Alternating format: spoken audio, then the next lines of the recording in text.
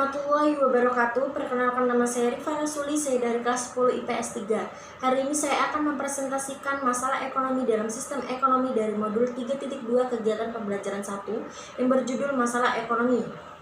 Saya akan membahas dari yang pertama adalah masalah ekonomi secara umum. Timbulnya kelangkaan terjadi karena tidak terbatasnya kebutuhan manusia, sementara alat pemuas kebutuhan yaitu barang dan jasa jumlahnya sangat terbatas. Dan hal tersebut menjadi masalah besar yang ada dalam lingkup ekonomi berdasarkan teorinya.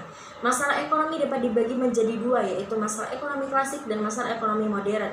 Jadi secara umum, masalah ekonomi adalah kebutuhan manusia yang tidak terbatas, sedangkan alat pemuas untuk memenuhi kebutuhan sifatnya terbatas. Sehingga manusia harus dapat menentukan kebutuhan mana yang harus didahulukan agar seluruh kebutuhannya dapat terpenuhi. Yang kedua adalah masalah ekonomi klasik. Masalah ekonomi klasik adalah masalah yang dilihat dari sudut pandang yang sangat sederhana, dengan tujuan memperoleh kemakmuran, dan kemakmuran ini adalah suatu keadaan di mana barang dan jasa sebagai pemuas kebutuhan tersedia dan mencukupi kebutuhan. Dan cara pemecahan masalah ekonomi klasik ini dengan cara melakukan kegiatan yang dapat mencapai tingkat kemakmuran tersebut, yaitu dengan cara produksi, distribusi, dan konsumsi. Masalah produksi yaitu cara memproduksi barang dan jasa yang dibutuhkan oleh orang banyak menggunakan tenaga kerja, dan bagaimana cara memproduksi barang dan jasa tersebut sehingga bisa memenuhi kebutuhan semua masyarakat.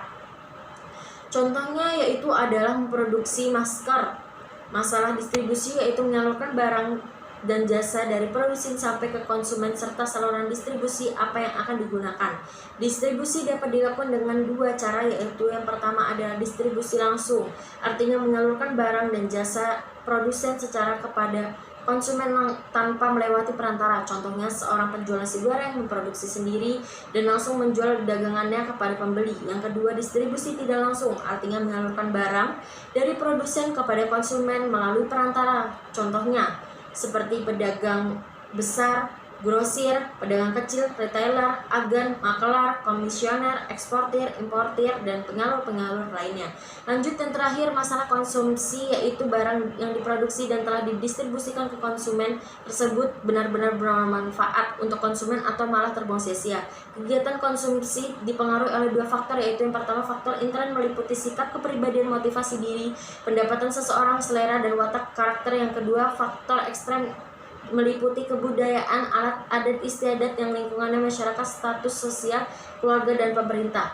Yang ketiga, masalah ekonomi modern. Masalah ekonomi modern yang menekankan pada tiga hal, yaitu pertama, barang apa yang akan diproduksi dan beberapa banyak. What? Yang kedua, bagaimana cara memproduksi barang tersebut. How? Yang ketiga, untuk siapa barang-barang tersebut diproduksi. For whom? Jadi dapat disimpulkan dari semua materi di atas, secara umum masalah ekonomi dalam masyarakat muncul karena keterbatasan sumber daya untuk memenuhi keinginan manusia yang tidak terbatas. Masalah ekonomi dibedakan menjadi dua, yaitu masalah ekonomi klasik mencakup proses produksi, distribusi, dan konsumsi. Dua, masalah ekonomi modern lebih menekankan pada barang yang akan diproduksi dan berapa jumlahnya, what, bagaimana cara produksi, dan untuk siapa barang tersebut diproduksi, for whom. Sekian presentasi dari saya. Bila ada salah kata, salah bicara, saya mohon maaf. Wassalamualaikum warahmatullahi wabarakatuh.